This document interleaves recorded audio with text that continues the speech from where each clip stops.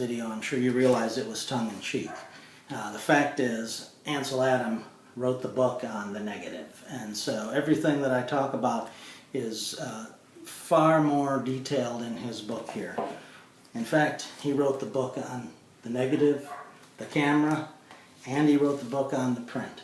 So everything you want to know about the process that he defined to capture a large format image, to properly develop it, and then ultimately to print it and use the camera cameras that we all use to get these images is contained in this book. So they're really a wealth of information and serve as the basis for any photography library that you may want to develop. If you don't have them, they're available used on Amazon if you look there, or on eBay. You can get them for a few bucks a copy, even hard copies. I suggest you get them to really understand the depth of what he did to be able to define this wonderful art form.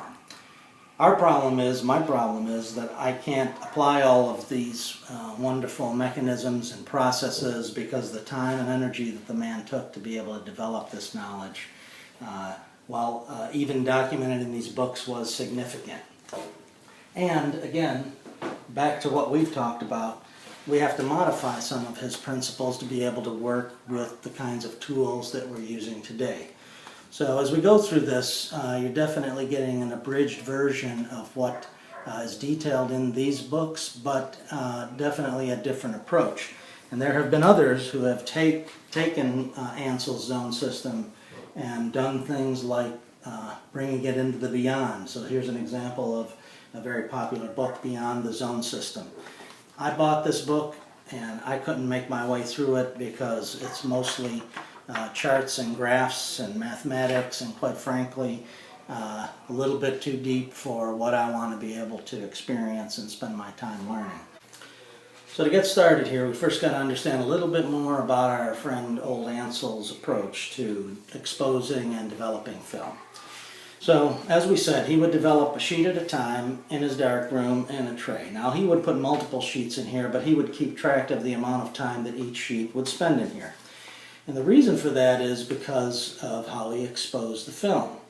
Now, the fact is that film, once it's placed in developer, the longer that it's in there, the more contrast you're going to get in your image. So shorter time, less contrast; longer time, more contrast.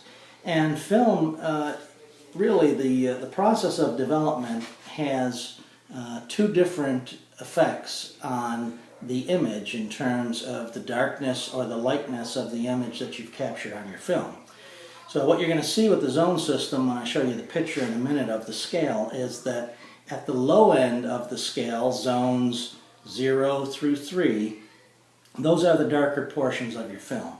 And those, the darkness or the extent to which they develop is dependent mostly on exposure. So when you expose your film, that's going to determine really where the darker shadows are placed in terms of contrast and however they're rendered on your image. So you may have heard of the phrase that old Ansel coined, which was expose for the shadows and develop for the highlights. Expose for the shadows and develop for the highlights.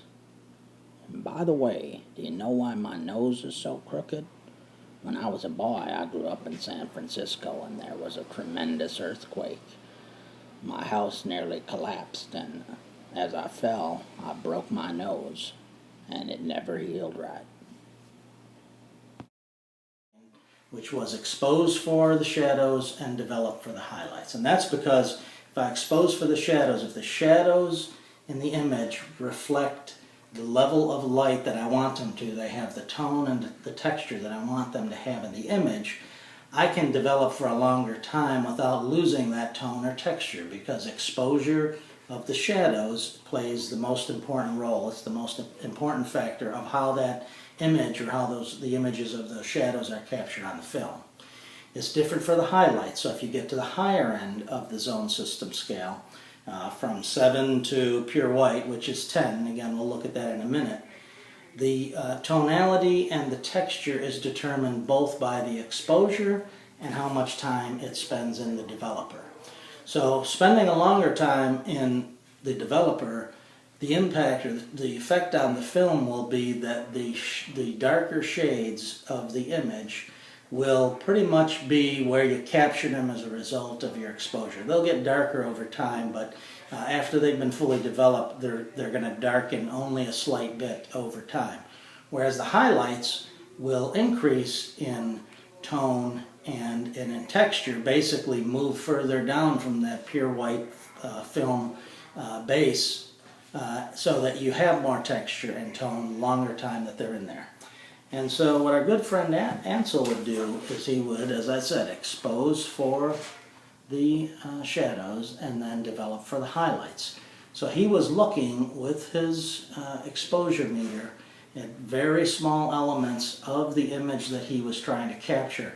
And he was looking for the elements of the shadows where he wanted to make sure that he needed to maintain texture and tone. So not only would you have something lighter than pure black in terms of tone, but you would also have some texture so that you could see shades or texture within the image.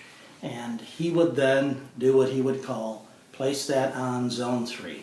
And so now let's talk a little bit about Ansel's zone system and how he used it, and then we'll get into how we need to vary it to develop film more than one sheet at a time. Our friend Ansel developed this system to be a very simple and quick way to determine where you wanted to place elements of your image. And by that what I mean is what elements of the image would be rendered from zones 1 to 9, and which particular areas of the image I would want to render and assign to any particular zone. And he did that through a very simple process. And what that process relied on was the fact that his spot meter, really any metering device, would render a element of that image, the exposure for it, render the exposure if it was to render it as middle gray. So he would take his spot meter, he would look for the areas of the image that he would want rendered in a particular zone within the zone system. So let's say he was looking at some mountains and he knew that some grassy area up on the mountains he wanted to make sure was placed with tone and texture in zone, let's say zone 6, not middle gray but a little lighter than middle gray. He would take a spot meter reading of that area. It would tell him what the exposure would be at zone 5, and then he would increase or decrease that exposure depending where he wanted it to be, one stop. So the difference between each zones is one stop, whether that be one stop in shutter speed or one stop in aperture, one stop in ISO, whatever is the settings that he was driving towards. If he metered an area, the meter would expose and show him the exposure at zone 5. If he wanted to place it at zone 6, he would increase the exposure by one stop. If he wanted to increase it at zone 7, he'd go 2 stops, and so forth. If he metered an area that he wanted to place that was very dark to make sure that it had both tone and texture, like we said, zone 3 is where you begin to see both tone and texture, he would meter it, and then he would reduce his exposure 2 stops to put that element of the image on zone 3. And that was his first step, and that's really why he talked about how you would expose for the shadows, basically zones 2, 3, and 4, and then develop for the highlights. And we haven't talked about that yet, but that's the basis around which he would set his exposure.